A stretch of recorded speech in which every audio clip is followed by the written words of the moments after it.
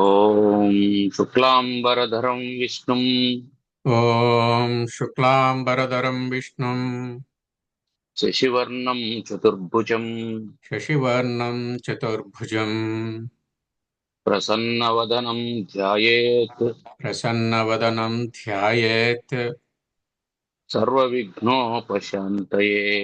సర్వవిఘ్నోపశాంతయే. అగజానన పద్మార్కం అగజానన పద్మార్కం గజాననమహర్నిశం గజాననమహర్నిశం అనేకదం అనేకదం తం భక్తానాం తం భక్తానాం ఏకదంతముపాస్మహే. ఏకదంతముపాస్మహే.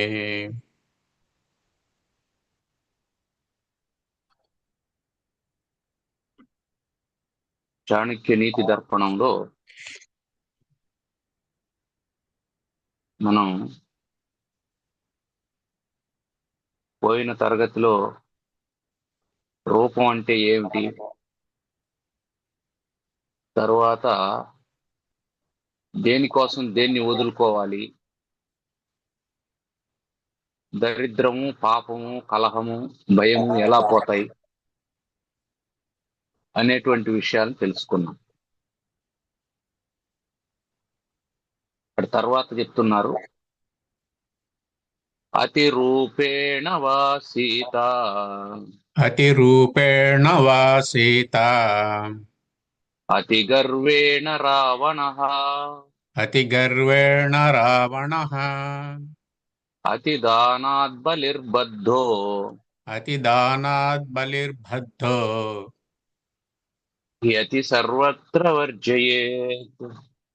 యతి సర్వత్ర వర్జయేత్. అతి అంటే ఎక్కువ అని అర్థం. అంటే అవసరం ఉన్నదానికంటే ఎక్కువ ఉండడాన్ని అతి అంటాం. అవసరమైనంత ఉండడం అతి కాదు. ఏదైనా సరే ఎంత అవసరమో అంత ఉండొచ్చు. అవసరానికి మించి ఏది ఉన్నా అది మానవునికి ఇబ్బంది పెడుతుంది, మానవుని ఇబ్బంది పెడుతుంది. అతి రూపేణ వా సీత, సీత సీతాదేవి అతి రూపేణ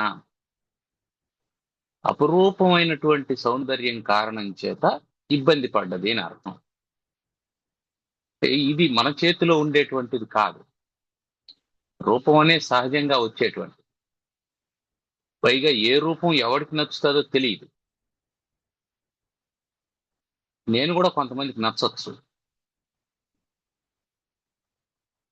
అప్పుడు ఏమనుకుంటారు, ఇతనేమో రూపవంతుడా అని కొందరు అనుకోవచ్చు. ఎవరికి ఎందుకు నచ్చుతాము, ఏది రూపంగా కనిపిస్తుంది అని మనం చెప్పలేం. సినిమాల్లో ఒక కామన్ డైలాగ్ ఉంటుంది, ఏముందిరా, ఏం నచ్చిందిరా నీకు అని అంటే, నా కళ్ళతో చూడు అని అంటారు. నా కళ్ళతో చూడు అంటే అర్థం ఏమిటంటే నా వ్యూ అని అర్థం, నా ఆలోచన, నా టేస్ట్, దానికే సరిపోయింది అని అర్థం. నీ ఆలోచన వేరు, నీ టేస్ట్ వేరు, నీ పారామీటర్స్ వేరు, నువ్వు కొలిచే కొలమానాలు వేరు. నీ కొలమానాలకు అనుకూలంగా అక్కడ లేదు, నా కొలమానాలకు అనుకూలంగా అక్కడ ఉంది, కాబట్టి నాకు నచ్చింది. ఇది ఎక్కడైనా ఉండేటువంటిది. అలా అతిరూపేణ వా సీత అని అంటే ఇక్కడ అర్థం ఏమిటి అంటే, మనం ఎట్లా తీసుకోవాలా దీన్ని? సీతాదేవి యొక్క రూపం ఆమె చేతిలో లేదు. ఆ రూపానికి ఆకర్షితుడైనటువంటి వాడు రావణాసురుడు. అది కూడా శూర్పణఖ పదే పదే చెబితే, గొప్ప అందగత్తె, అట్లాంటి అందగత్తె నీ వద్ద ఉండాల్సింది, బలహీనుడైనటువంటి రాముని దగ్గర ఉండాలి అని చెప్పి అంటే, ఓహో అతను బలహీనుడా, అయితే బలహీనుని దగ్గర నుంచి మనం బలవంతంగా లాక్కోవచ్చు అనేటువంటి ఆలోచన, ఇవన్నీ అక్కడ ప్రేరణ అయినాయి. అయితే ఇక్కడ చాణక్యుల వారి ఉద్దేశం ఏమిటి అంటే, ఆ అతి రూపేణ అన్నప్పుడు ఆ రూపం ఎక్స్పోజర్ కాకూడదు. అది అంటే మనం ఎట్లా ఆలోచన చేయొచ్చు, దీన్ని సందర్భాన్ని ఎట్లా తీసుకోవచ్చు అంటే, అరణ్యానికి వెళ్ళేటప్పుడు శ్రీరామచంద్రుడు నువ్వు రావద్దు అని సీతమ్మకు చెప్పాడు. నువ్వు రావద్దు అని చెప్పాడు. సీతమ్మ ఏమన్నది, మామ ఆస్తిలో కోడలకు భాగం ఉంటది అని చెప్పి అన్నది. మామ ఆస్తిలో కోడలకు భాగం ఉంటదంటే అర్థం ఏంటి? మీ నాన్న నీకు అరణ్యవాసాన్ని ఆస్తిగా ఇచ్చాడు, అందులో కోడలైనటువంటి నాకు కూడా భాగం ఉంది అని చెప్పని ఒక చట్టపరమైనటువంటి విషయాన్ని ప్రస్తావన చేసి, నేను నీకు నీడలాగా వెంబడి ఉంటాను అని చెప్పి అన్నది. సరే, ఆమె దృష్టి వేరు, మనం అక్కడ దాన్ని తప్పు పట్టడానికి వీలు లేదు. అయితే ఇవన్నీ కూడా ఏమిటంటే ఆ సందర్భోచితంగా చెప్పేటువంటివే కానీ ఆపాదించడానికి వీలు లేదు. ఊరికే మనం గుర్తు పెట్టుకోవాలి, ఇక్కడ సీతమ్మ గురించిగా చెప్తున్నది. లోకంలో ఉండేటువంటి చాలా మంది సీతల గురించి చెప్తున్నారు, అది మనం గుర్తు పెట్టుకోవాల్సింది, ఉదాహరణగా చూపిస్తుంది. కాబట్టి ఆ రూపం ఉండడం మంచిదే, దానికి ఆ, ఒక రకమైనటువంటి అలంకారం చేసుకొని అది విపరీతమైన ఆకర్షణగా లేకుండా చూసుకోవాలి అనేది ఇక్కడ చాణక్యుల వారి అభిప్రాయం. అంటే దేనికైనా కాన్సిక్వెన్సెస్ ఉంటాయని మనం గుర్తుపెట్టుకోవాలి. ఆ కాన్సిక్వెన్సెస్ ని ఫేస్ చేయాల్సి ఉంటుంది అనేది మనం గుర్తుంటే మనం దేన్నైనా అతిగా వెళ్ళనీయకుండా అదుపులో పెట్టుకుంటాం. అది అతి గర్వేణ రావణ, విపరీతమైనటువంటి గర్వంతో రావణాసురుడు నశించిపోవడానికి కారణం ఏమిటి అంటే, వాడు దరిద్రంతో నశించిపోలే, గర్వంతో నశించిపోయాడు. అతనికి ఏమి లేదు, కొరత ఏముంది?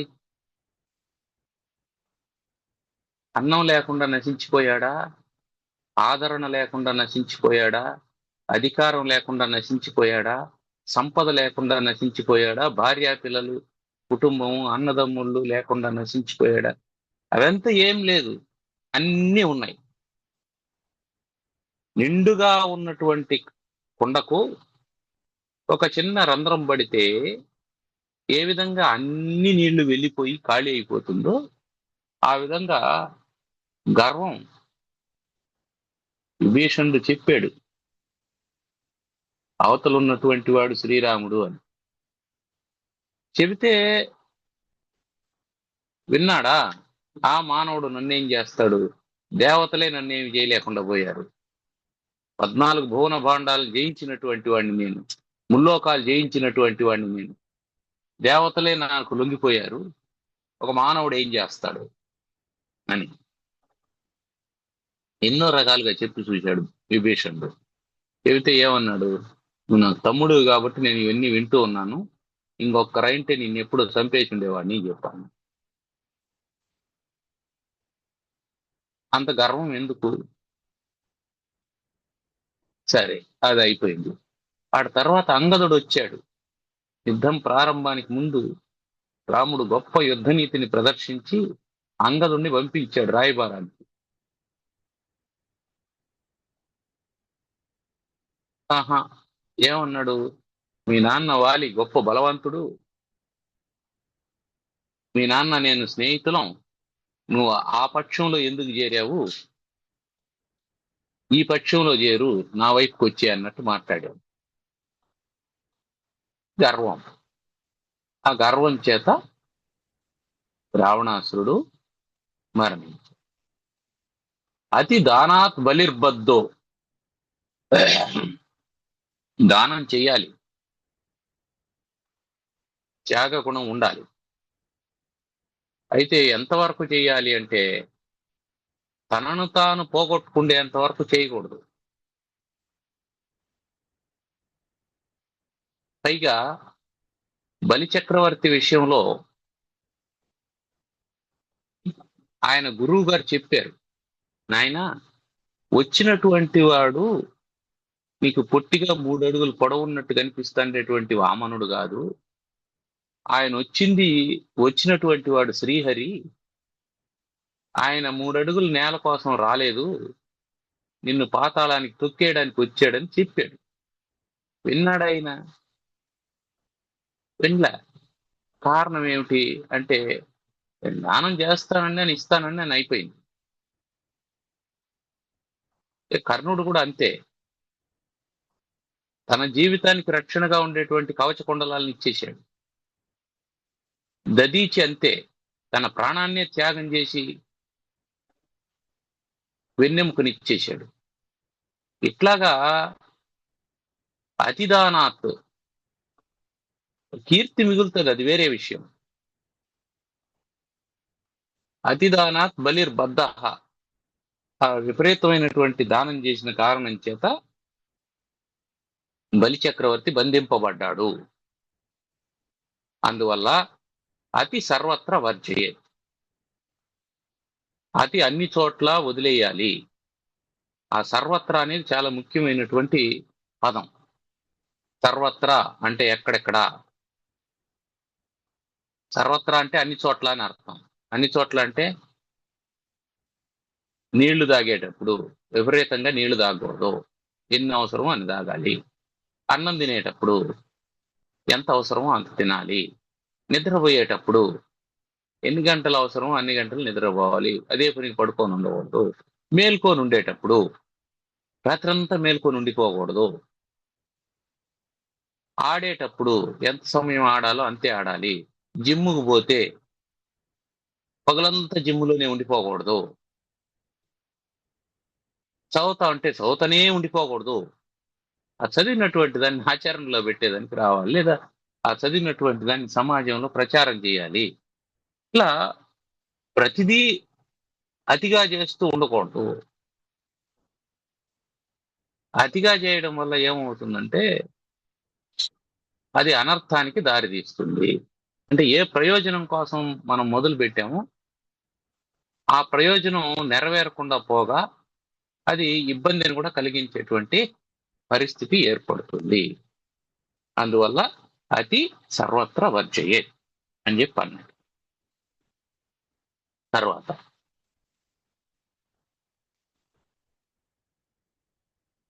కోహి భారః సమర్థానాం को हि भारः समर्थानां కిం దూరం వ్యవసాయినాం किं दूरं व्यवसायिनां కో విదేశః సువిద్యానాం को विदेशः सुविद्यानां కః పరః ప్రియవాదినాం. कः परः प्रियवादिनां సమర్థుడు అంటే ఏ పనైనా చేయగలిగినటువంటి వాడు.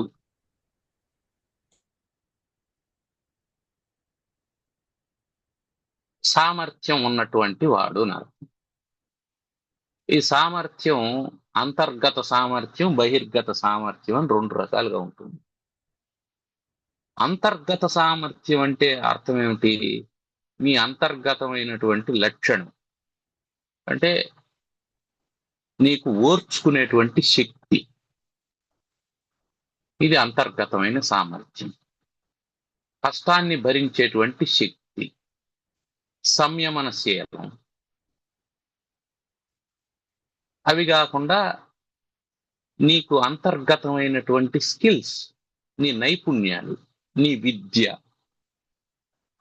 ఇవన్నీ అంతర్గతమైనటువంటి సామర్థ్యాలు, అంతర్గత సామర్థ్యాలు. లోపల ఉండేటువంటి ఎబిలిటీస్. తర్వాత బహిర్గతమైనటువంటి సామర్థ్యాలు ఏమిటి? ఎక్స్టర్నల్ గా ఉండేటువంటి సామర్థ్యాలు ఏమిటి అంటే, ఎబిలిటీస్ ఏమిటి అంటే, ధనం కలిగి ఉండడం. ఇది ఒక సామర్థ్యం. ఏదైనా నువ్వు ఒక పని చేయడానికి నీకు ధనం అవసరం. రెండవది, నీకు స్నేహితులు కలిగి ఉండడం, నీకు పరిచయాలు ఉండడం, అధికారం ఉండడం. ఇవన్నీ బహిర్గతమైనటువంటి సామర్థ్యం. అంటే అంతర్గతమైన సామర్థ్యాలు ఉండాలి, బహిర్గతమైనటువంటి సామర్థ్యాలు ఉండాలి.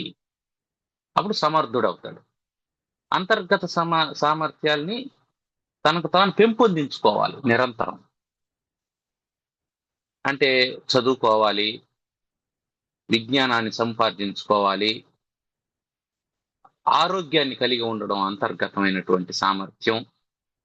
అప్పుడు దానికి కావాల్సినటువంటి వ్యాయామం మొదలైనటువంటివి చేస్తూ ఆరోగ్యాన్ని కాపాడుకోవాలి.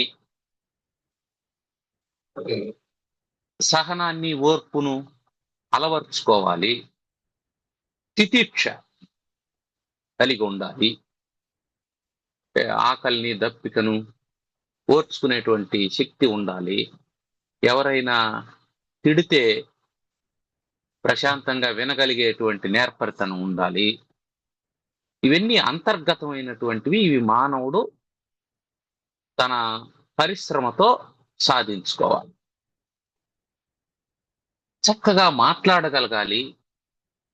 మనం కమ్యూనికేషన్ స్కిల్ అంటాం. అది కూడా నైపుణ్యం. ఇవన్నీ అంతర్గత నైపుణ్యం, ఇంటర్నల్ స్కిల్స్. ఇక ఇవన్నీ ఎప్పుడైతే ఉంటాయో వాటిని బహిర్గతంగా ఉపయోగిస్తే బహిర్గతమైనటువంటి స్కిల్స్ పెరుగుతాయి. అతను చక్కగా చదువుకున్నాడు. ఆ చదువుని 10 మందికి చెప్పాడంటే దాని ద్వారా అతనికి ధనం సమకూరుతుంది. ఆ ధనం ఉండడం అతనికి ఎక్స్టర్నల్ స్కిల్. ధనం స్కిల్ ఎట్టవుతుంది అంటే, ఎక్స్టర్నల్లో ఏదో ఒకటి సాధించడం కోసం నువ్వు కనీసం పెన్ను కొనుక్కోవాలంటే కూడా నీకు ధనం కావాలి. ఆ పెన్ను కొనుక్కునే సామర్థ్యం నీకు లేదా అంటే లేదు. ఎప్పుడు లేదు. మాటలు చెప్తే రాదు. ఆ మాటల్ని ఏంగా చేయాలి? నువ్వు ధనంగా మార్చాలి. తర్వాత నీకు మంచిగా మాట్లాడేటువంటి సామర్థ్యం ఉంది గనక ఉత్తములైనటువంటి వాళ్ళను స్నేహితులుగా చేసుకోవాలి. ఉత్తములైనటువంటి వాళ్ళతో స్నేహం చేయాలి. ఉత్తములైనటువంటి వాళ్ళతో సంబంధ బాంధవ్యాలు కలిగి ఉండాలి. ఇది బాహ్యంలో ఉండేటువంటి ఒక సామర్థ్యం. అంటే ఎక్కడో ఒక హాస్పిటల్లో మన వాళ్ళు ఎవరో చేరారు, వాళ్ళకి సహాయం చేయాలని అనుకున్నాం. ఆ హాస్పిటల్లో మనకు తెలిసిన వాళ్ళు ఒకరు ఉన్నారనుకోండి, అయ్యా మీ హాస్పిటల్లో పలానా వ్యక్తి చేరాడు, అతను మాకు కావాల్సిన వాడు, అతనికి కొంచెం ప్రత్యేకమైనటువంటి శ్రద్ధ తీసుకోండి అని చెప్పచ్చు. అది ఎట్లా సాధ్యం అవుతుంది? అక్కడ ఎవరైనా పరిచయం ఉంటే సాధ్యం అవుతుంది. కాబట్టి పరిచయాలు అనేటువంటివి ఒక సామర్థ్యం. ఇట్లా అంతర్గత సామర్థ్యాలు, బహిర్గత సామర్థ్యాలు రెండూ ఉండేవాడిని సమర్థుడు అని అంటారు. స్కిల్డ్ పర్సన్ అని. అట్లాంటి వాడికి కోహిబారహ, ఏ కార్యము బరువని అనిపించదు. ఏదైనా నేను చేయగలను అంటాడు. ఏదైనా పని జరగాలంటే ఏం కావాలా? పవర్ కావాలా. ఏం పవర్ కావాలా? మనీ పవర్ కావాలా? మైండ్ పవర్ కావాలా, మ్యాన్ పవర్ కావాలా? అంటే దాన్ని అంతా స్కెచ్ వేయడానికి మైండ్ పవర్ కావాలి, దాన్ని ఎగ్జిక్యూట్ చేయడానికి మ్యాన్ పవర్ కావాలి, దానికి కావాల్సినవి సరి చేసుకోవడానికి మనీ పవర్ కావాలి. కాబట్టి mind power, man power, money power, ఈ మూడు ఉండేటువంటి వాడికి ఏదైనా కష్టం అవుతుందా? ఏది కష్టం కాదు. అందువల్ల కోహి భారహ సమర్థానం, సమర్థుడైనటువంటి వాడికి ఏది బరువు కాదు. ఇది ఫస్ట్ పాయింట్. దీని అర్థం ఏంటి? బిఏ స్కిల్డ్ పర్సన్ అని అర్థం. నువ్వు స్కిల్డ్ పర్సన్ గా మారిపోవాలి. చెక్ చేసుకోవాలి నీకేం స్కిల్స్ ఉన్నాయని రాసుకోవాలి. అంతర్గత నైపుణ్యాలు, బహిర్గత నైపుణ్యాలు, ఈ రెండు రాసుకో. అంతర్గతంగా నెంబర్ 1 నాకు ఓపిక ఉన్నది. నెంబర్ 2 నేను చదువుకున్నాను, నాకు ఫలానా జ్ఞానం ఉన్నది, నేను ఫలానా చెప్పగలను, నేను మాట్లాడగలను. ఇవన్నీ నా అంతర్గత నైపుణ్యాలు. బహిర్గత నైపుణ్యాలు, నాకు ఈ ఆస్తులు ఉన్నాయి, నాకు ఇంత ధనం ఉన్నది, నాకు ఇంతమంది స్నేహితులు ఉన్నారు, నాకు ఇన్ని పరిచయాలు ఉన్నాయి, నాకు ఈ అధికారం ఉన్నది. ఇవి బహిర్గత నైపుణ్యం. బహిర్గత నైపుణ్యాలు ఎట్లా వస్తాయి? అంతర్గత నైపుణ్యాలను వాడుకుంటే వస్తాయి. అంతర్గత నైపుణ్యాలు ఎట్లా వస్తాయి? తపస్సు చేస్తే వస్తాయి. అంతర్గత నైపుణ్యాలు కావాలంటే తపస్సు ఉండాలి, దానికోసం తపన ఉండాలి. చదువు, నాకు ఇంగ్లీష్ మాట్లాడడం రాదండి అని ఒక పిల్లవాడు అన్నాడు అనుకో, వాడు 17 సంవత్సరాల్లో ఆ మాట చెప్తాడు, 25వ సంవత్సరంలో అదే మాట చెప్పాడు, 35వ సంవత్సరంలో అదే మాట చెప్పాడు, 45 సంవత్సరంలో అదే మాట చెప్పాడు, నాకు ఇంగ్లీష్ రాదని. అప్పుడు ఏమిటి అర్థం? వాడికి ఆ స్కిల్ లేదని తెలుసు, ఆ స్కిల్ని పెంపొందించుకోవాలని వాడు అనుకోవడం లేదు. మొదటి పాయింట్. వానిలో తపన లేదు. కాబట్టి అంతర్గతమైనటువంటి సామర్థ్యాన్ని పెంచుకోవడానికి మొట్టమొదట మనకు ఉండాల్సినటువంటి లక్షణం తపన. నాకు ఇది కావాలి, నేను దీన్ని అలవాటు చేసుకోవాలి అనేటువంటి తపనం. అటు తర్వాత అంతర్గతమైనటువంటి తపన వాళ్ళ అంతర్గతమైనటువంటి నైపుణ్యం సంపాదించుకున్నాం. దీంతో ఏం చేయాలి? బహిర్గతమైన నైపుణ్యం సంపాదించుకోవాలి. ఏదైనా కార్యక్రమం చేయాలంటే నీకు ఆలోచన ఉంది, మైండ్ పవర్ ఉంది, నువ్వు దాన్ని అద్భుతంగా స్కెచ్ చేయగలవు. దాన్ని ఎగ్జిక్యూట్ చేయాలంటే మనుషులు కావాలి, మనుషులు కావాలంటే డబ్బు ఇవ్వాలి, డబ్బు కావాలంటే ఏం చేయాలి? నీ నైపుణ్యాన్ని అమ్మాలి. It's a business. నీకున్నటువంటి నైపుణ్యాన్ని అమ్ముతావు. ఎంత ధరకు అమ్ముతావు అని తర్వాత విషయం, అది వేరే క్లాస్, అది ఎకనామిక్స్.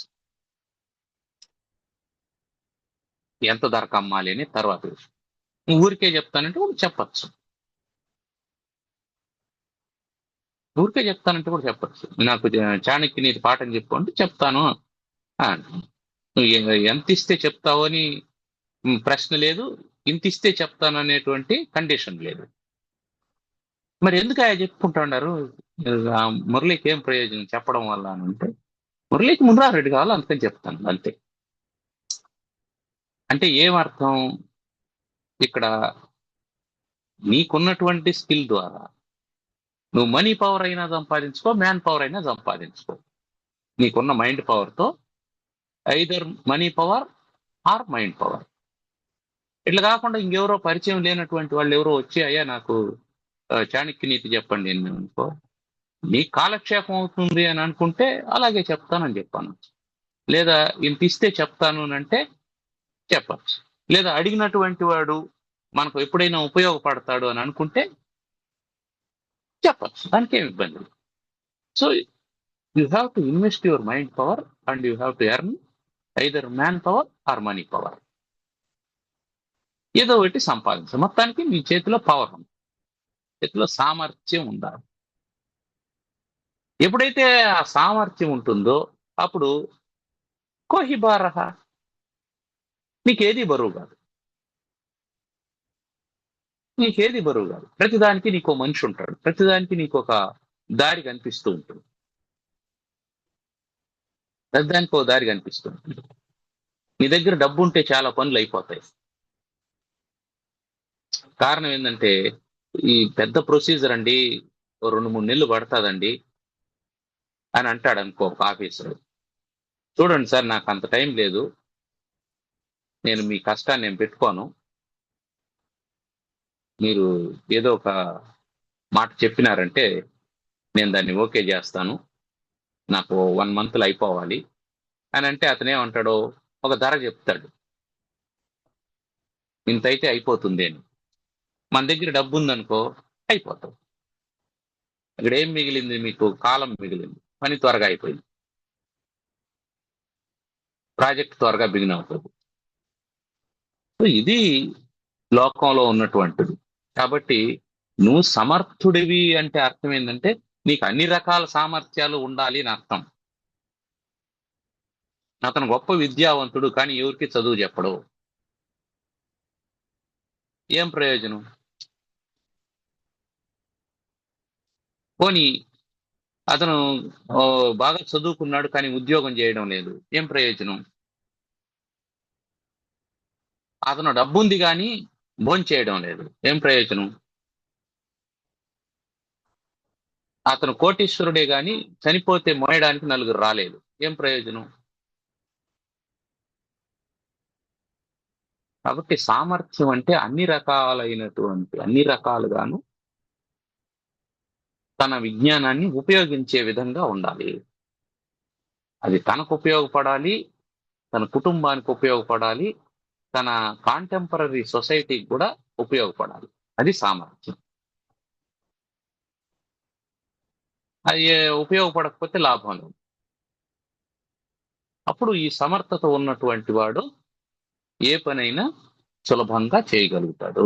తర్వాత కిం దూరం వ్యవసాయినా, వ్యవసాయి అంటే ప్రయత్నశీలం కలిగినటువంటి వాడు. వ్యవసాయం అంటే పని, ప్రయత్నం. నిరంతరం పని చేసేటువంటి వాడికి ఇది దూరము ఇది దగ్గర అని ఏమి లేదు. అంటే నిరంతరం నడిచేవాడికి దూరం ఏముంటది? ఇక్కడే కూర్చుంటే ఫలానా ఊరంటే అది 70 కిలోమీటర్లు ఇక్కడ నుంచేనండి. తిరుపతిలో కూర్చొని చిత్తూరు అంటే 75 కిలోమీటర్లు చాలా దూరం. ఇక్కడ నుంచి నడక మొదలు పెట్టి చంద్రగిరి దాకా వెళ్ళిపోయినామంటే మళ్ళీ 60 కిలోమీటర్లే ఉంటారు. నేండ్రగుంటకి వెళ్ళిపోతే మళ్ళీ 30 కిలోమీటర్లే ఉంటుంది. అంటే నువ్వు చేస్తున్నది ఏమిటి? వ్యవసాయం, ప్రయత్నం, నడక. ఆ ప్రయత్నం చేసేటువంటి వాడికి దూరం తగ్గిపోతూ ఉంటుంది. దాని అర్థం ఏంటి? ఏదైతే నీకు బరువు అనిపిస్తుందో, ఏదైతే నీకు భారం అనిపిస్తుందో, దానికి సంబంధించినటువంటి పని చేస్తూ ఉంటే అది భారం అనిపించదు, దూరం అనిపించదు. ఓ 1200 పేజీల పుస్తకం ఉంటుంది, మ్యాథమెటిక్స్ ఎలక్ట్రానిక్స్ సంబంధించినటువంటి పుస్తకం. అది చూడగానే ఇది చదివేదానిక తల కింద దిండుగా పెట్టుకోవడానిక అని అనిపిస్తుంది. అమ్మో ఇదంతా ఎప్పుడు చదివేదని అనుకుంటే వాడు చదవలేడు. వాడు స్టార్ట్ చేసినాడు అనుకో, రోజు 4 పేజీలు చదువుతా అంటే ఏమవుతుంది? తగ్గిపోతా వస్తుంది. అకాడమిక్ ఇయర్ అయిపోయేటప్పటికి పుస్తకం పూర్తి చేస్తాడు. ఆ వ్యవసాయాత్మకమైనటువంటి బుద్ధి లేనటువంటి వాడికి, ఆ ప్రయత్నశీలుడు కానటువంటి వాడికి అది జూన్లో ఎంత లావు పుస్తకమో డిసెంబర్లో, జనవరిలో, ఫిబ్రవరిలో కూడా అంతే లావు పుస్తకంగానే కనిపిస్తుంది. జూన్లో ఇంత లావు పుస్తకంగా కనిపించినటువంటి వాడు చదవడం మొదలు పెట్టాడంటే నవంబర్ డిసెంబర్ వచ్చేటప్పటికి అయ్యో ఇంతలా పుస్తకం ఉందా అంటే చదివేసిన దాన్ని లాస్ట్ లో ఓ 100 పేజీలు ఉన్నాయి, ఇంకో 1 మంత్ అయిపోతుంది అని చెప్పి అంటాడు. అప్పుడు భయం ఉంటుందా? లేదు. కాబట్టి వ్యవసాయం వ్యవసాయం అంటే ప్రయత్నము, కార్యశీలత, నిరంతరం పని చేయాలి, చలనశీలము అనేటువంటిది ఎప్పుడు ఉండాలి, ఎప్పుడు ఉండాలి. తరువాత ఓ విదేశ సువిద్యానం, చక్కగా విద్య నేర్చుకున్నటువంటి వాడికి ఇది స్వదేశము ఇది విదేశము అని తేడా ఉండదు. విద్య అంటే డిగ్రీలు మాత్రమే విద్య అని కాదు. మంచి ప్లంబర్ ఉన్నాడు, మంచి పెయింటర్ ఉన్నాడు, ఎవరైనా సరే అది స్కిల్లే కదా. ఆ విద్యావంతుడైనటువంటి వాడికి ఇది స్వదేశము ఇది పరదేశం అనేసి ఏం ఉండదు. ఎందుకు? నైపుణ్యం అన్ని చోట్ల గౌరవింపబడుతుంది అంతే.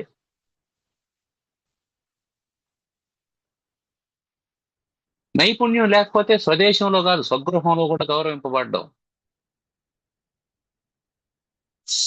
వీడు ఎందుకు పనికిరానోడ్రా అని ఇంట్లోనే అంటారు. వాడికి ఏం పని చెప్పరు. ఎందుకు? వాడికి ఏదన్నా పని చెప్తే మళ్ళీ వాడు చేసిన దాన్ని సరిచేసుకోవడానికి ఇంకిద్దరు కావాలి. అందుకని వాడికి పని చెప్పకపోతేనే మంచిది అని అనుకుంటారు. విద్యావంతుడు అంటే జ్ఞానవంతుడు అని అర్థం. జ్ఞాని అయినటువంటి వాడికి ఇది స్వదేశము ఇది విదేశము అని తేడా ఏమి ఉండదు. ఇంకొక అర్థం చెప్పుకుంటే విద్యావంతుడు అంటే జ్ఞాని అని అర్థం చెప్పుకున్నాం అంటే జ్ఞానికి స్వపర భేదాలు ఉండవు కదా. ఆ స్వపర భేదాలు లేనప్పుడు వీళ్ళు నా వాళ్ళు వీళ్ళు పరాయి వాళ్ళు, ఇది నా దేశం ఇది పరాయి దేశం అనేటువంటి ఆలోచన ఉండదు. అందుకని స్కిల్డ్ పర్సన్, విద్యావంతుడు అంటే తెలిసినటువంటి వాడు, నాలెడ్జ్ ఉండేటువంటి వాడికి ఇది విదేశం అనేటువంటి భయం ఏమి ఉండదు. అది మనకు అందరికీ అర్థమైనటువంటిదే. మన దేశంలో నుంచి అన్ని దేశాల్లోనూ జనం ఉన్నారు, చదువుకున్నటువంటి వాళ్ళు అన్ని చోట్ల ఉన్నారు. దీనికి ఎక్స్ప్లెనేషన్ అవసరం లేదు. వాళ్ళు ఇది పరాయి దేశం అనేం అనుకోవడం లేదు. ఇక్కడ నుంచి అమెరికాకు పోయినటువంటి వాళ్ళు, ఆస్ట్రేలియాకు పోయినటువంటి వాళ్ళు, ఇంగ్లాండ్కు పోయినటువంటి వాళ్ళు, ఉగాండాకు పోయినటువంటి వాళ్ళు ఇది పరాయి దేశం అని ఏం బతకడం లేదు. వాళ్ళ ఊర్లో ఎలా బతుకుతున్నారో ఆ ఊర్లో కూడా అలాగే బతుకుతున్నారు. అక్కడ ఉద్యోగాలు చేసుకుంటున్నారు, అక్కడ ఆస్తులు సమకూర్చుకుంటున్నారు, ప్రశాంతంగా బ్రతుకుతున్నారు. కాబట్టి విద్యావంతునికి ఈ స్వదేశం విదేశం అనేటువంటి బెంగేం ఉండదు. మరి అక్కడ మన భాష మాట్లాడతారా, మన తిండి దొరుకుతుందా, ఈ ఆలోచనలు ఏమి లేవు. మనం ఇక్కడ నుంచి అక్కడికి పోయిన తర్వాత మన భాష మాట్లాడే వాళ్ళని తయారు చేసుకుంటాం. అవసరమైతే వాళ్ళకి మన భాష మనం నేర్పిస్తాం, లేదా వాళ్ళ భాషను మనం నేర్చుకుంటాం. అంగట్లో వాడు ఏం చేస్తాడు? మన జనాభా పెరిగే కొద్దీ మన తిండి అమ్మడం మొదలు పెడతాడు. అంతే కదా. మీరు ఆస్ట్రేలియాలో ఉండారు, ఆ నేటివ్ ఫుడ్ దొరుకుతూ ఉంటుంది మీకు. ఒక ఒక ప్రత్యేకమైనటువంటి సిటీ అనుకున్నాం, ఓ సిడ్నీ అని అనుకున్నాం. ఆ సిడ్నీలో భారతీయుల జనాభా పెరిగింది అనుకున్నాం. అంటే ఒక 50,000 మంది భారతీయులు నివసిస్తాండారు అనుకున్నాం. అప్పుడు ఆటోమేటిక్ గా సిడ్నీలో ఏం చేస్తారు? భారతీయులకు సంబంధించినటువంటి వంటకాలు ఉండే హోటల్ మొదలు పెడతారు. భారతీయులకు సంబంధించినటువంటి ఆహార ధాన్యాలు అమ్మడం మొదలు పెడతారు. భారతదేశం నుంచి ఇంపోర్ట్ చేసుకుంటారు, చేసుకొని వ్యాపారం మొదలు పెడతారు. కొంచెం ఎక్కువగా ఉంటే ఉండొచ్చు కానీ రేటు దొరుకుతాయి. కాబట్టి మనం వాళ్ళని మనలాగా మారుస్తాం, లేదా మనం వాళ్ళలాగా మారిపోతాం. అది మెజారిటీ మైనారిటీ అనే దాన్ని బట్టి ఉంటుంది. మనం మెజారిటీ అయినామంటే వాళ్ళు కూడా మనలాగా మారిపోతారు. మనం మైనారిటీగా ఉన్నామంటే మనం వాళ్ళలాగా ఉంటాం. ఇదే విద్య. అప్పుడు స్వదేశం ఏముంది, విదేశం ఏముంది? ఏమీ లేదు. తర్వాత సహ పరహ ప్రియవాదిన, పరుడు అంటే శత్రువు అని అర్థం. ప్రియవాది అంటే మంచిగా మాట్లాడేటువంటి వాడు, అవతల వాడికి ఇష్టం కలిగించే మాటలు మాట్లాడేటువంటి వానికి శత్రువులు ఎక్కడైనా ఉంటారా? శత్రువులు ఎందుకు వస్తారు? మాట్లాడడం చేత రాకపోతే శత్రువులు కలుగుతారు. మాట్లాడడం చేతనైనటువంటి వాడికి శత్రువులు ఎప్పుడు ఏర్పడరు. అంటే వాడికి తెలుసు అవతల వాడికి ఏది ఇష్టం అని. అందుకని వాడు ఏం చేస్తాడు? అవతల వాడికి ఇష్టమైనటువంటి ప్లీజింగ్ వర్డ్స్ మాట్లాడతాడు. అప్పుడు ఏమవుతుంది? ఆటోమేటిక్ గా ఆనందం కలిగిస్తుంది అవతల వాడికి. అవతల వాడికి ఆనందం కలిగిస్తుంది. తద్వారా ఇతనంటే ఇష్టం ఏర్పడుతుంది. మనలో ఉండే దోషాలను ఎత్తి చూపించేవాడు మనకు చాలా మేలు చేసేవాడు, కానీ మనం వానితో ఉండం. మనలో ఉండే దోషాలను కూడా గుణాలుగా మార్చి చెప్పేటువంటి వాడు మనకు హాని కలిగించేవాడు, కానీ మనం వాడిని ఇష్టపడతాం, వానితోనే ఉంటాం. That is the human nature. అందుకనే కహపరహ ప్రియవాదినం. పరాయి వాడంటూ ఎవడు ఉండడు నీకు, అందరూ మనవాళ్లే అయిపోతారు. కొందరికి ఆ సామర్థ్యం ఉంటది. కొత్త ఊరికి పోతాడు, కొత్త ఊరికి పోయి అక్కడుండే వాడితో 10 నిమిషాల్లో స్నేహం కలిపేసి వాళ్ళిద్దరు భుజం మీద చేసుకొని వాళ్ళ ఇంటికి దొడుక్కొని పోయేటట్టు మాట్లాడతాడు. ఈ మాటల్లో ఉండేటువంటి శక్తి అటువంటిది, మాటల్లో ఉండేటువంటి సామర్థ్యం అటువంటిది. అందుకే మన వాళ్ళు కమ్యూనికేషన్ స్కిల్స్ అని అంటూ ఉంటారు. కమ్యూనికేషన్ స్కిల్స్ అంటే సెంటెన్స్ ఫార్మేషను, అంటే వాక్య నిర్మాణము, దాంట్లో కర్త కర్మ క్రియ, భూతకాలం భవిష్యత్ కాలం వర్తమాన కాలం, అవి కాదు నాయన కమ్యూనికేషన్ స్కిల్ అంటే. అవతల వాడికి నచ్చే విధంగా మాట్లాడడం, గౌరవంగా మాట్లాడడం, పొలైట్ గా మాట్లాడడం, అది కమ్యూనికేషన్ స్కిల్ అంటే. అందువల్ల ఆ స్కిల్ ఉండేటువంటి వాడికి శత్రువులు ఎవరు ఉండరు. కాబట్టి మొత్తం ఈ శ్లోకం అంతా స్కిల్ మీద నడిచింది. అంటే స్కిల్స్ ఉండేటువంటి వాడు దేన్ని భారం అనుకోడు, దేన్ని దూరం అనుకోడు, దేన్ని విదేశం అనుకోడు, ఎవడిని శత్రువు అనుకోడు. ఇప్పుడు స్కిల్డ్ పర్సన్, స్కిల్ లేనటువంటి వాడికి అన్నీ ఇట్లే కనిపిస్తుంటాయి.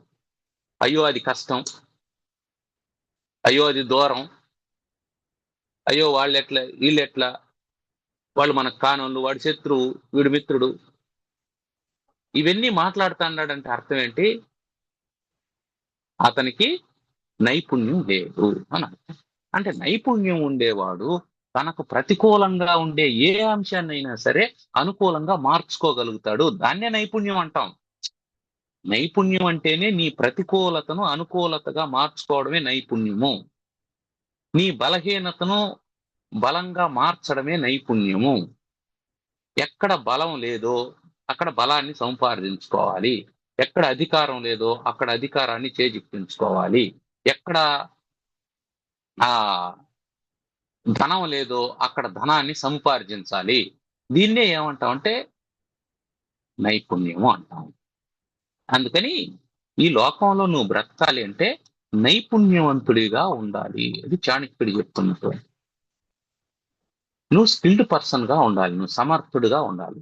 నువ్వు ఎప్పుడైతే సమర్థుడవుతావో అప్పుడు నీకు ఈ ప్రపంచంలో ఇది దూరము, ఇది భారము, వీడు నావాడు, వీడు పరాయి వాడు, ఇది నా దేశం, ఇది పరాయి దేశం అనేది ఉండదు.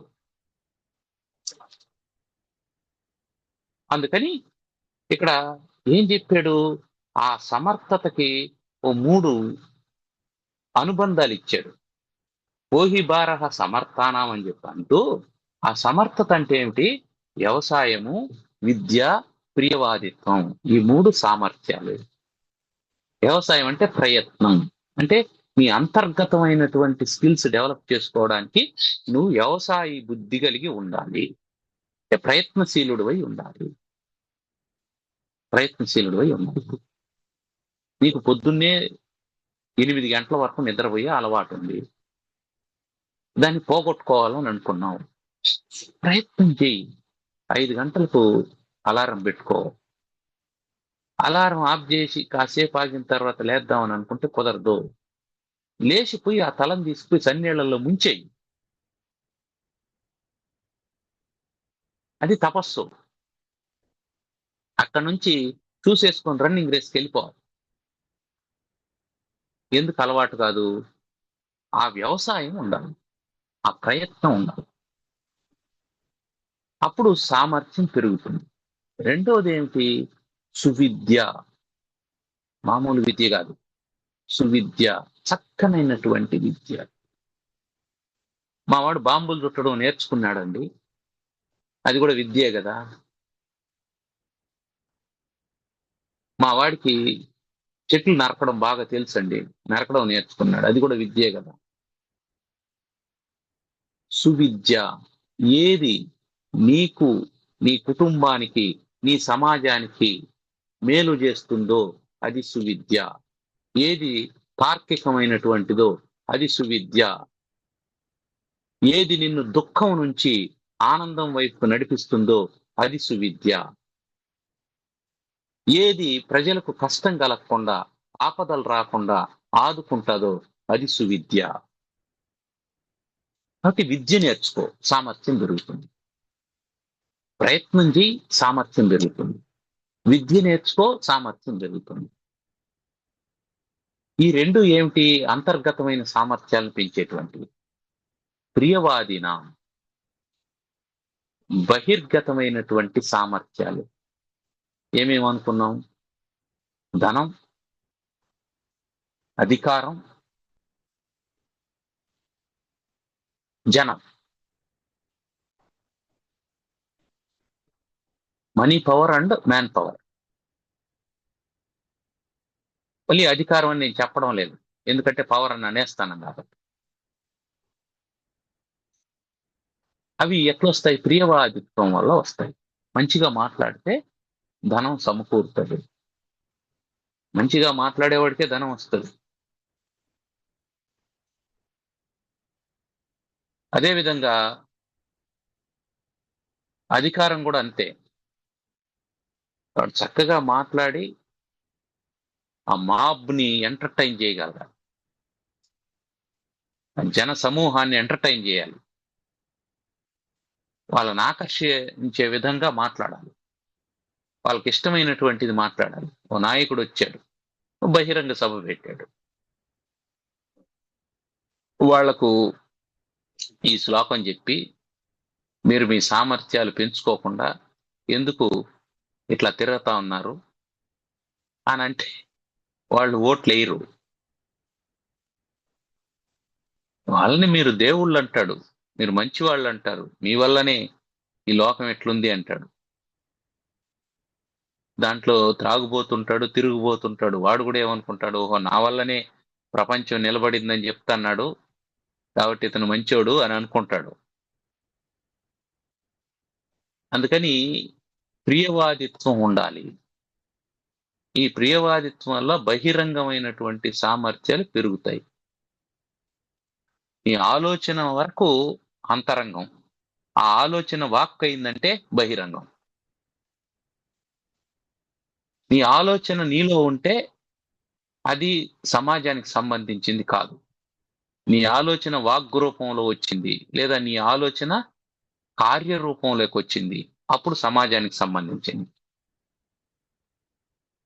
నీ ఆలోచన ఎవరిని ఎఫెక్ట్ చేయదు, నిన్ను తప్ప.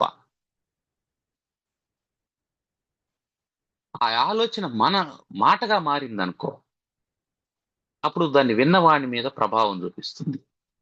నీ ఆలోచన కార్యరూపంలోకి వచ్చిందనుకో, ఆ పరిధిలో ఉండేవాడి మీద అది ప్రభావం చూపిస్తుంది. కాబట్టి ఉత్తమమైనటువంటి ఆలోచనలుంటే ఉత్తమమైనటువంటి వాక్యాలు వెలువడతాయి, ఉత్తమమైనటువంటి కార్యాలు జరుగుతాయి. అందుకని ఉత్తమమైనటువంటి ఆలోచనలు రావాలి అంటే ఏం చేయాలా? ఉత్తమమైనటువంటి విద్య ఉండాలి, సువిద్య. ఉత్తమమైనటువంటి కార్యాలు రావాలంటే ఏం చేయాలి? ఉత్తమమైనటువంటి ప్రయత్నం ఉండాలి. అందువల్ల ఇవి ఒకదానికొకటి లింక్ ఉన్నటువంటివి. ఒక వ్యక్తి ఎప్పుడు సమర్థవంతమైనటువంటి వ్యక్తి అవుతాడు అంటే చక్కని విద్య నేర్చుకున్నటువంటి వాడు, ఉత్తమ విద్య నేర్చుకున్నటువంటి వాడు. ఆ విద్యను పుట్ ఇంటు ప్రాక్టీస్, దాన్ని సాధనగా మలుచుకున్నటువంటి వాడు. ఆ విద్యను తన ప్రియమైనటువంటి మాటలతో వ్యాప్తం చేసేటువంటి వాడు, వీడు సమర్థుడవుతాడు. ఒక వైద్యుడు ఉంటాడు, మూలికలతో వైద్యం చేసేటువంటి ఒక వైద్యుడు ఉంటాడు, చక్కని వైద్యుడు, మొండి రోగాలను కూడా పోగొడుతూ ఉంటాడు. అతను ఇది రహస్యం, ఇది రహస్యం, నేను ఎవరికి చెప్పను అని అంటూ ఉంటాడు. అతను గొప్పోడే, మంచి సమర్థుడే. కానీ ఏమవుతాడు, ఒకరోజు అతను చనిపోతాడు. ఇప్పుడు ఈ వైద్యం ఎవరికైనా తెలుసా? లేదు. వానితో పాటు ఆ వైద్యం కూడా ఏమైంది? భూస్థాపితం అయిపోయింది. వాడిని పూర్తి చేశారు, ఆ జ్ఞానాన్ని పూర్తి చేశారు. ఇప్పుడు ఆ సామర్థ్యం వల్ల ఎవరికి ఉపయోగం? అందువల్ల ప్రియవాదినాం, ప్రియమైనటువంటి మాటలతో అవతల వాళ్ళకి చెప్పాలి. నీ జ్ఞానాన్ని వ్యాప్తం చేయాలి, నీ విద్యను వ్యాప్తం చేయాలి, దానికోసం నువ్వు ప్రయత్నం చేయాలి. అప్పుడే నువ్వు సమర్థుడుగా లోకం నిన్ను గుర్తిస్తుంది, నీకు ఆనందం కలుగుతుంది, నీ సామర్థ్యానికి ప్రయోజనం ఉంటుంది.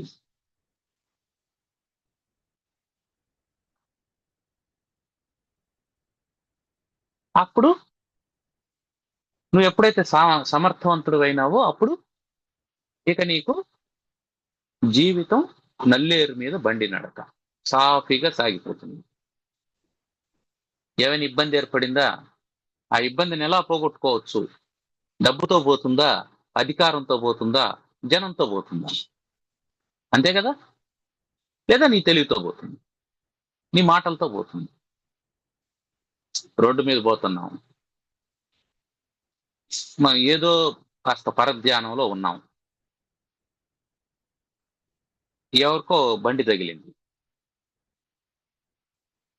ఇప్పుడు దేంతో పోతుంది? అది గొడవ అవుతుంది. మంచిగా మాట్లాడు, పొరపాటు అయిపోయింది, దానికి ఏమవుతుందో అది నేను చేస్తాను. ఇప్పుడు ఏం కావాలి నీకు? ప్రియవాదిత్వం కావాలి, ధనం కావాలి. ఏమనుకున్నావు నువ్వు దాన్ని డబ్బిస్తే అది ఇది అన్నావు అనుకో, ఇప్పుడు నీకు మ్యాన్ పవర్ కావాలి. సర్లే, నాకు తెలిసినటువంటి ఎస్పీ ఉన్నాడు, ఆయనతో మాట్లాడదాం, ఆయన ఏం చెప్తే అది చేద్దాం అన్నా. ఇప్పుడు అవతల వాడు ఏమవుతాడు? తగ్గుతాడు. అంటే నీకు సమస్య వచ్చినప్పుడు దాన్ని షూట్అవుట్ చేయడానికి, దాన్ని తొలగించుకోవడానికి నీ సామర్థ్యం నీకు ఉపయోగపడుతుంది.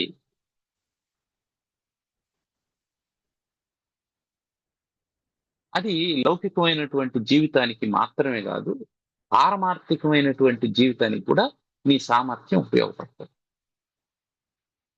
పారమార్థికమైన జీవితానికి కూడా నువ్వు సమర్థుడివి కావాలి. ఎందుకు? నీ మనసు అల్లకల్లోలంగా ఉంటుంది, ఇటు అటు పోతూ ఉంటుంది. నీ సామర్థ్యం ఏమిటి? దాన్ని కంట్రోల్ చేసేటువంటిది నీ సామర్థ్యం. నీ నాలుక చెత్త చెదారం తినాలంటుంది. సామర్థ్యం ఏమిటి? నువ్వు విద్య చేత ఇది విన్నావంటే క్యాన్సర్ వస్తుంది, జాగ్రత్త, నాలెడ్జ్. ఇది విన్నావంటే నీ శరీరంలో యూరిక్ యాసిడ్ పెరుగుతుంది, ఇది తినకపోతే నీ కాల్షియం డెఫిషియన్సీ వస్తుంది. కంట్రోల్ దేని ద్వారా? నాలెడ్జ్ ద్వారా కంట్రోల్.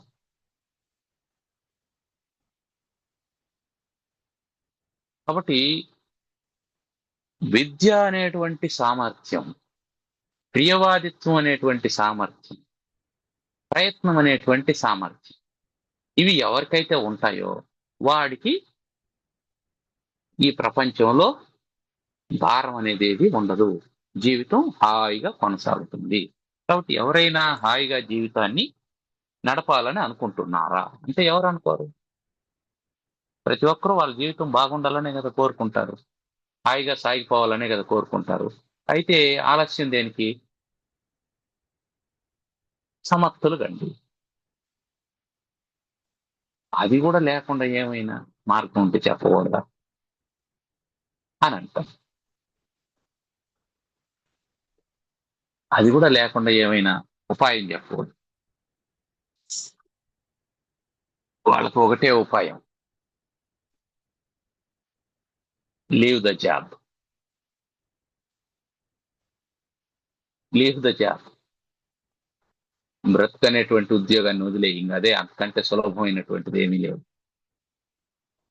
బ్రతకాలనుకున్నావు, సమర్థతతో బ్రతుకు. లేదు, బ్రతుకునే వదిలేయి.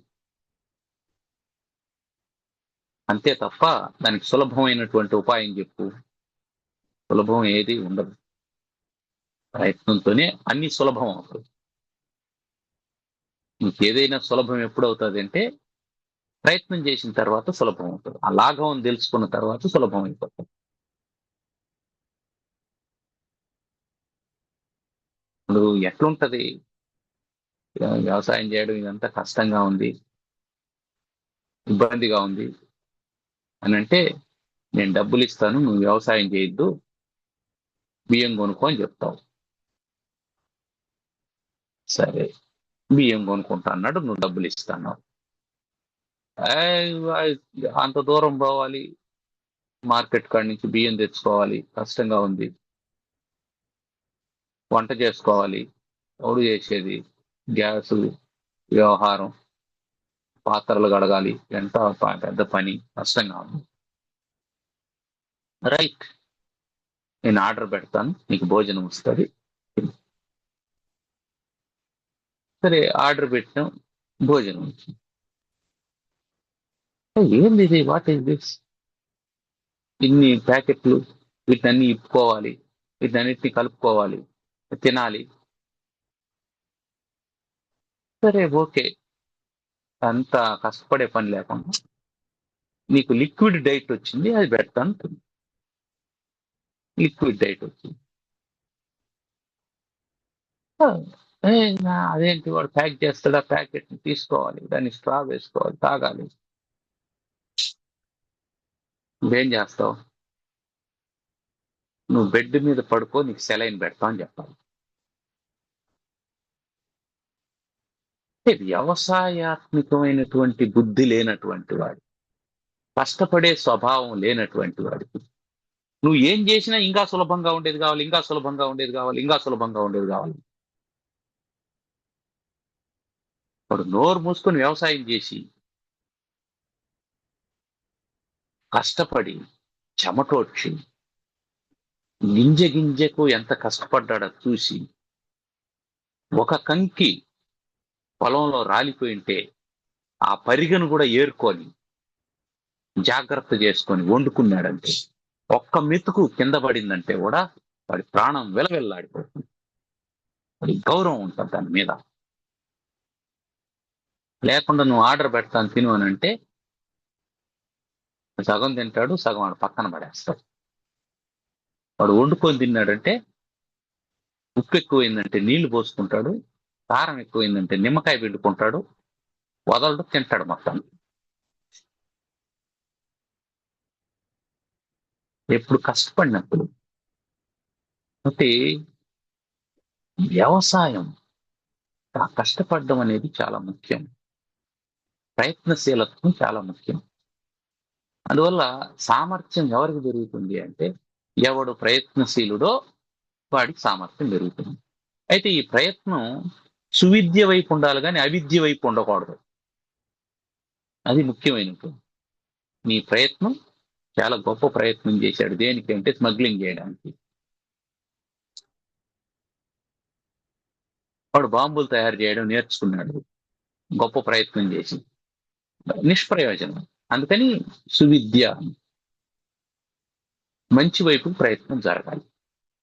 ప్రయత్నం చేశాడు, మంచి నేర్చుకున్నాడు, నీతో ఆగిపోకూడదు, అందరికీ చెప్పాలి. కనీసం నీ బిడ్డలకైనా చెప్పాలి. అది ఇందులో చెప్పినటువంటి. ఇవి చేసినటువంటి వాడికి ఇక జీవితం అనేది హాయిగా నడుస్తుంది అని చెప్పి అన్నాడు. సరే, ఇక్కడికి ఆగుదాం. ఏమైనా సందేహాలు ఉన్నాయా? సందేహం లేదు. అంతర్గత ప్రశ్నలు ఉన్నాయా? అంతర్గత సామర్థ్యాన్ని మొదట పెంచుకోవడం అనేది ముఖ్యం. దాని తర్వాత బహిర్గతం గురించి ఆలోచన చేయాలి. అంతర్గత శక్తిని ఉపయోగించకుండా బహిర్గతాన్ని సంపాదించడం నిష్ప్రయోజనం. ఒకవేళ వచ్చినా కూడా రాదు. అది రాదు. నీకు అంతర్గత సామర్థ్యం వాడికి వెళ్ళిపోతుంది. ఇప్పుడు ఏముంటాడు, ఒక లేబర్ ఉన్నాడు అనుకున్నాం, ఒక కూలి పని చేసే వ్యక్తి ఉన్నాడు. అతనికి అంతర్గతమైనటువంటి సామర్థ్యం లేదు. బహిర్గతమైనటువంటి సామర్థ్యం ఏంటంటే శరీరంలో బలం ఉంది, రాళ్ళు మోయగలడు, ఏదో చేస్తాడు. సాయంకాలానికి ఆ డబ్బు తీసుకుంటాడు, పోయి సారా తాగుతాడు, అయిపోయింది. ఇప్పుడు అతని దగ్గర ధనం ఉందా, అధికారం ఉందా, అతని చుట్టూ మనుషులు ఉంటారు? ఏముండరు. వాని దగ్గర కూడా మనుషులు ఎప్పుడు చేరతారంటే వాడు తీసుకున్నటువంటి కూలి డబ్బుల్లో నుంచి వాడు ఎవరికైనా సారా తీసిగలిగితే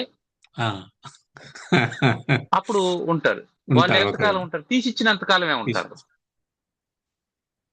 కాబట్టి అంతర్గతమైనటువంటి సామర్థ్యమే అసలైన సామర్థ్యం. అయితే అంతర్గత సామర్థ్యాన్ని బహిర్గతంగా వినియోగించకపోతే ప్రయోజనం లేదు. ఇక్కడ రెండు విషయాలు. ఒకటి ఏంటంటే లౌకిక జీవితానికి పారమార్థిక జీవితానికి రెండిట్లో తేడా ఏంటంటే నీ అంతర్గత సామర్థ్యాలు బహిర్గతంగా వినియోగించకుండా అంతర్గతంగానే వినియోగిస్తే, ఏది నీ క్షమ, సహనము, ఇవన్నిటిని అంతర్గతంగానే వినియోగిస్తే నీ పారమార్థిక జీవితానికి దోహదం చేస్తాడు. వాటిని బహిర్గతంగా వినియోగించినప్పుడే లౌకిక జీవితానికి అవి ఉపయోగపడతాయి. ఆ రెండింటిని మిక్స్ చేయకూడదు. పారమార్థిక జీవితాన్ని భౌతిక జీవితాన్ని మిక్స్ చేసినప్పుడు కన్ఫ్యూజన్ అయిపోతాడు. ఇప్పుడు ఏమంటాడు, భౌతికమైనటువంటి జీవితంలో నువ్వు పనిచేసావు, 30 రోజులు పనిచేసావు, 1వ తారీఖు నీకు జీతం రావాల, జీతం రాలేదు. ఇదంతా మిథ్య, పని చేసింది మిథ్య, జీతం మిథ్య అని అనుకున్నావంటే మధ్యాహ్నానికి ఆకలిని కూడా మిథ్య అనుకుంటే సామర్థ్యం ఉండాలి నీకు. అప్పుడు ఇవన్నీ మిథ్య అనుకుంటారు. అంటే పారమార్థికమైనటువంటి సాధన వేరు, భౌతికమైనటువంటి సాధన వేరు. మనం పదే పదే చెప్పుకుంటే ఒక ఉపమానం ఏంది, కుక్క వేషం వేసిన వాడు మొరగాలేని. కాబట్టి ఇక దాన్ని కాదనడానికి వీల్లేదు. అందుకని అంతర్గత సామర్థ్యాల్ని మెరుగుపరుచుకొని వాటిని బహిర్గతమైనటువంటి జీవితానికి అప్లై చేసుకుంటే రెండు వైపులా బాగుంటాడు. లోపల బాగుంటాడు, బయట బాగుంటాడు. అదే కదా అందరూ కోరుకుండేది. బాహ్యంలోనూ బాగుండాలి, లోపల బాగుండాలని. కొందరికి బాహ్యంలో ఆస్తులు ఉంటాయి, అంతస్తులు ఉంటాయి, ధనం ఉంటుంది, చుట్టూ మనుషులు ఉంటారు, కానీ అంతర్గతమైనటువంటి ఆందోళన ఉంటుంది. అప్పుడు బయటవన్నీ వెళ్ళిపోతాయి, ఉండవు, మెల్లమెల్లగా వెళ్ళిపోతాయి. కొందరు అంతర్గతంగా ప్రశాంతంగా ఉండగలుగుతారు, దాన్ని బయటకు అప్లై చేయరు. అప్లై చేయకపోతే ఇప్పుడు నీ దగ్గర గంపలో రత్నాలు పెట్టుకొని అమ్ముతాను, ఆ రత్నాల్ని గుడ్డేసి మూసేసావు, నీ గంప దగ్గరికి ఎవడు రాడు. నువ్వు గుడ్డ తీసి ఎగ్జిబిట్ చేసావంటే అప్పుడు అవి రత్నాలని వాటిని కొనుక్కోవడానికి వస్తారు. నువ్వు రత్నాలు అమ్మినా అంతే, జామ పండ్లు అమ్మినా అంతే. గంప దగ్గరికి జనాలు రావాలంటే అవి కనిపించాలి. You have to exhibit. లేదు నా గంపలో ఉండేటివి ఎవడో పండడం లేదు అంటే దాని అర్థం ఏంది, నువ్వు ఎవరికి చూపించడం లేదు. వాడు చూస్తే కదా కొనదగిందో కాదో తెలుస్తుంది. కాబట్టి నీలో ఉండేటువంటి అంతర్గతమైనటువంటి నైపుణ్యాలు, స్కిల్స్ అన్ని నువ్వు ఎగ్జిబిట్ చేయాలి. సువిద్య ఉన్నప్పుడే ఎగ్జిబిట్ చేయాలి, అవిద్య ఉన్నప్పుడు ఎగ్జిబిట్ చేయకూడదు. ఎగ్జిబిట్ చేస్తే దాని కాన్సిక్వెన్సెస్ దానికి ఉంటాయి, అది వేరే విషయం. దేనికైనా కాన్సిక్వెన్సెస్ ఉంటాయి. ఇప్పుడు వాడేమిటి గంజాయి తీసుకొని వచ్చి ఎగ్జిబిట్ చేశాడు అనుకో, గంజాయి అమ్మడానికి వాడు సంతలో తెచ్చి గంజాయి ప్యాకెట్లు పెట్టుకున్నాడు అనుకో, దాని కాన్సిక్వెన్సెస్ దానికి ఉంటాయి. అని ఏమిటి అంటే, మీ సామర్థ్యానికి అవతల వాడి గుర్తింపు రావాలి, దానివల్ల ప్రయోజనం ఉండాలి అంటే you have to exhibit it. కాబట్టి సువిద్యను సరైనటువంటి వేదిక మీద, ఇది చాలా ముఖ్యమైనటువంటి. మనం ఇంతకు ముందు కూడా ఒకసారి డిస్కషన్ చేసుకున్నాం. మీరు కోహినూర్ వజ్రాలని తీసుకొని వచ్చి అదేంది రైల్వే స్టేషన్ ముందర పెట్టుకున్నారనుకోండి, ఫుట్పాత్ మీద పెట్టుకున్నారనుకోండి, ఎవడో కొనడు దాన్నే ఒక పెద్ద షోరూమ్ లో పెట్టినారనుకోండి, అప్పుడు దాని ధర మారిపోతుంది. ఇప్పుడు ఫుట్పాత్ మీద పెడితే మీరు 15 రూపాయలకి ఇస్తామనంటే 5 రూపాయలకి ఇస్తావా అని అడుగుతారు. అదే దాన్ని షోరూమ్ లో పెట్టినారంటే 1500 కోట్లు చెప్పినారంటే 2000 కోట్లు ఇచ్చుకునేవాడు ఒకడు ఉంటాడు. దాని అంటే సరైనటువంటి వేదిక కూడా ఉండాలి, మార్కెటింగ్. అంతే. నీకు సువిద్య ఉంది కదా అని నేను పోయి బార్లో పోయి భాగవతం చెప్తానంటే ఎవడు వినడం.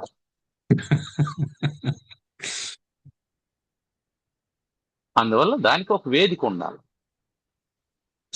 అది సందర్భం ఉండాలి. అదే ప్రియవాదినం అన్నాడు. ఆ ప్రియవాది అంటే బార్లో పోయి భాగవతం చెప్పేవాడు, వానికి వీడు ప్రియవాది అవుతాడా? దాన్ని తెరవేంటారు వీడిని బయట అంటారు. కాబట్టి ప్రియవాది అంటే ఎక్కడ ఏం మాట్లాడాలో తెలిసినటువంటి వాడు, ఎక్కడ మౌనంగా ఉండాలో తెలిసినటువంటి వాడు. ఇది ముఖ్యమైనటువంటి. వాడికి మాటలు తెలుసు కానీ మాట్లాడకూడనటువంటి చోటు కూడా తెలియాలి. ఇది చాలా ముఖ్యమైనటువంటి. దాంట్లో చేద్దాం. ఎవరు లేరుగా? సరే. ఓం సర్వమంగళ మాంగళ్యే శివే సర్వార్థ సాధికే శరణ్యే త్ర్యంబకే గౌరీ నారాయణి నమోస్తుతే. ఓం స్వస్తి ప్రజాభ్యః పరిపాలయంతాం న్యాయేన మార్గేణ మహిం మహిషాః గోబ్రాహ్మణేభ్యః శుభమస్తు నిత్యం. లోకాః సమస్తాః సుఖినో భవంతు. ఓం శాంతి శాంతి శాంతి. ధన్యవాదాలు.